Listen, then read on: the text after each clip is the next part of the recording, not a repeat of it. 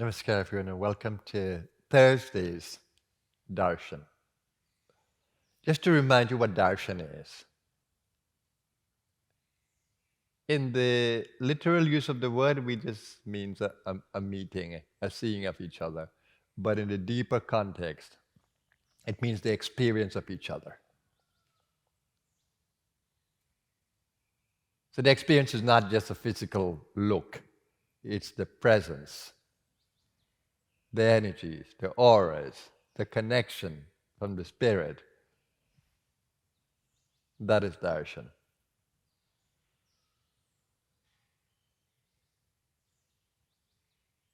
And that's what I enjoy with you. The, the meeting that is inner and outer. Outer, you hear my voice, you see my form. The inner is the more important one.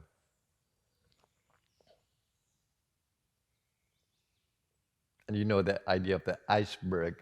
The tip of the iceberg is a little bit, the below of the iceberg is big. Same with us. The body is only on the periphery, but a greater part of us is on the inside.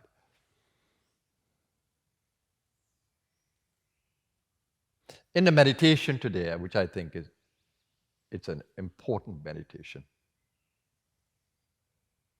the whole idea of coming to center of being, that's the place, that's like the eye of the storm. Because life in this yuga literally is like a storm. And you need to recede in your consciousness to the very center, which is the eye, where there is no movement there. You need a center of movement in the duality.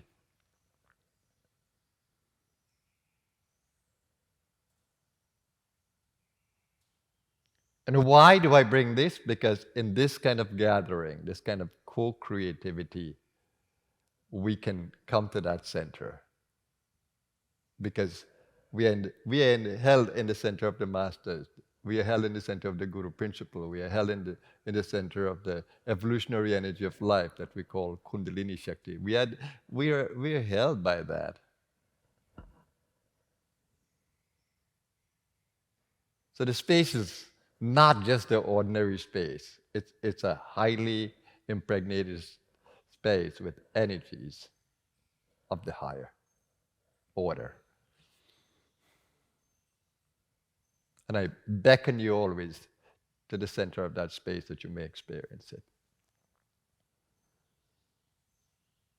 The space doesn't belong to me or to the great masters or to anyone else. The space belongs to all of us equally, to the ant, to the elephant, to the blade of grass, to every flower, to the sky, to the sun, to the moon, to the stars. The same center of being.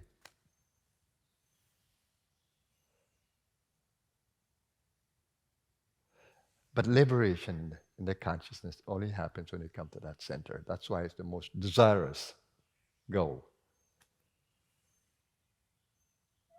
And of course, we are all held in this ahankar, the I maker, the identity maker, the ego in the mental space. We are all held by that, one way or another. The very idea of seeking is an ego. But you need the seeker. That's how you can come to the center, to the I. But like the boat that you don't need after you cross the river, the ego you don't need after a while. The I maker you don't need. You don't need to make more eyes. You've made enough eyes that get us in trouble. So there's going to come a point where we need to start detaching from all the eyes we have made. And that is the final I, the one that wants to detach.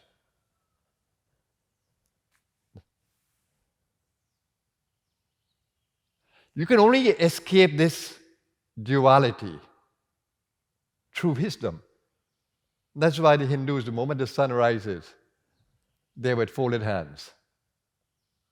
Illumine my mind. Dhiyo yona prachodayat. That's how the Gayatri mantra ends. Dhiyo yona prachodayat. Illumine my mind. O source of light. Tat savitur varenyam bhargo devasya dhimahi. I meditate upon you, the source of light that I can see. Let it illumine my inner space, my intellect, my reasoning tool. And Patanjali gave a formula that's called Ashtanga Yoga. He gives a formula. It's not just the physical exercises of Ashtanga Yoga, it's a philosophy.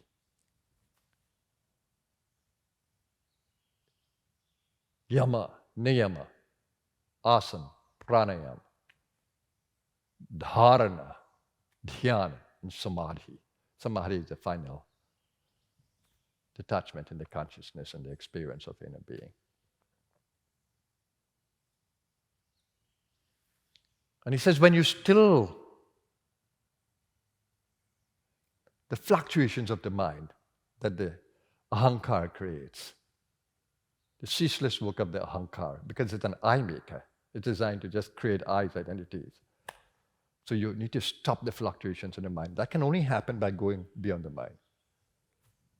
You know, the talk is, even in business circles, you can't solve a problem by staying in the same context. You need to move out of it, that you can see differently. So you cannot stay in the realm of the I and be free. You need to find a way out. And that's why you need a superior I, the seeker, the desire for freedom. The I that desires freedom is a superior I. The I that desires wisdom is a superior I. And he says that's what yoga is. Patanjali says that's what the yoga is.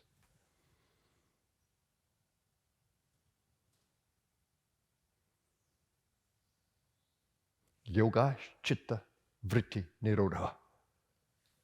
When the fluctuations of the mind cease, then yoga happens. And he says, tadadrashtu, surupe avashthanam. But then the seer stands in all of its glory. The seer, the seer, the seer, the seer abides in its glory. So the target is the seer. Coming to where you can see that last ego that is the seeker of freedom. And through grace, grace, you can leap beyond that last ego and come into the witness.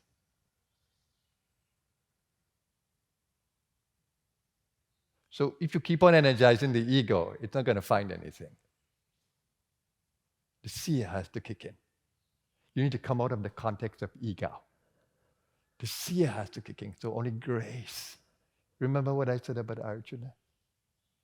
Arjuna says, Krishna, oh Krishna, who are you? You're my friend. You're my guide.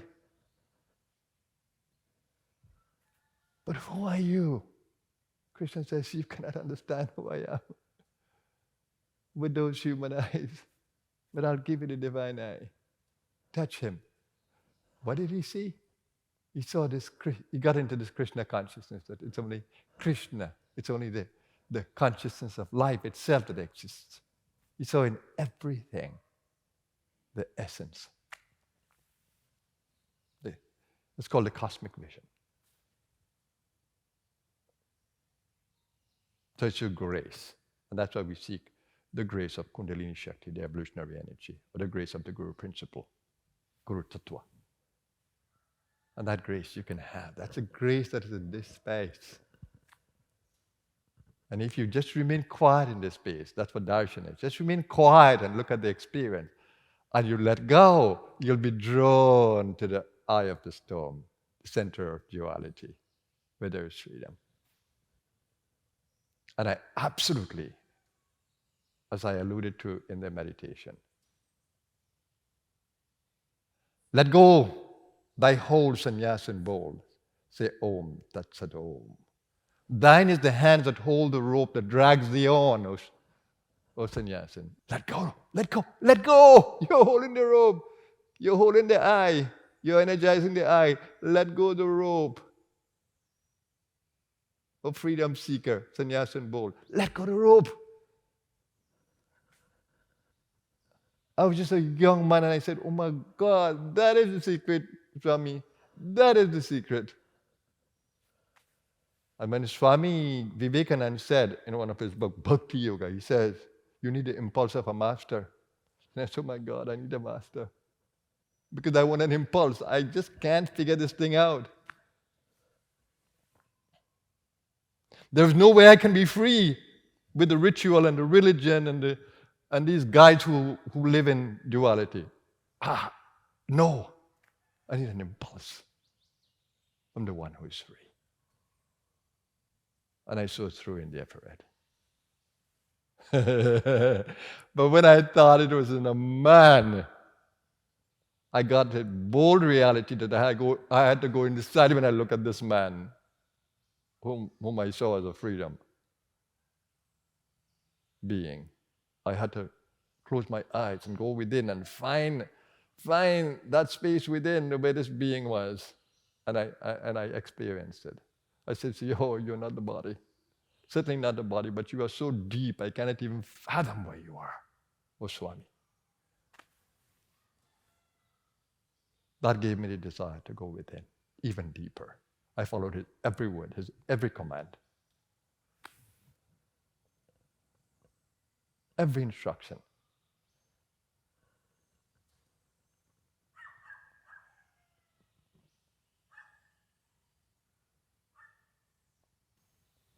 That led me to the most beautiful place that I know.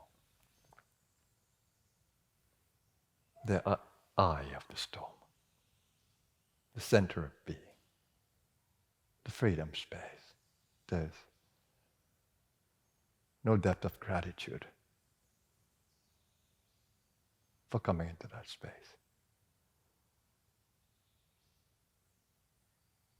That's the space that you exist in. Let go thy hold. Let go of all identities. Come into drishtu, the seer. That's why I draw you in the direction, to the seer.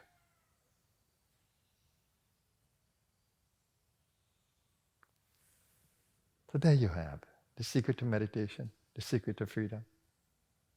Do you need another formula? This is it. This is it. It is the essence of Patanjali's first two sutras, defining what yoga is and what the Seer is. It's the essence of the Bhagavad Gita, where the Gita says, Bhagavad, the holy song. Samatvam yoga uchte, equanimity, complete detachment of the duality, is what yoga is. The same.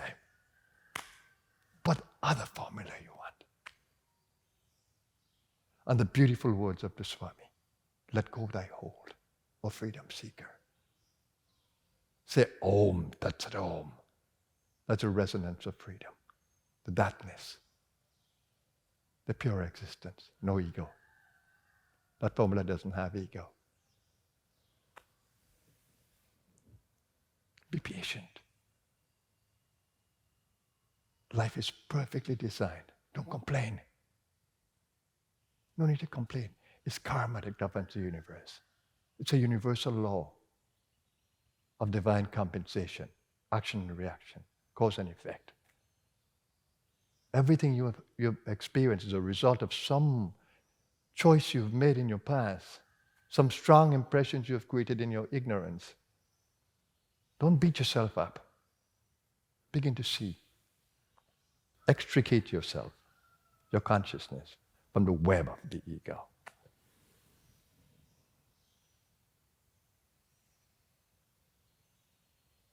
So that is Thursday darshan, my friend. My friends. And I call you friend.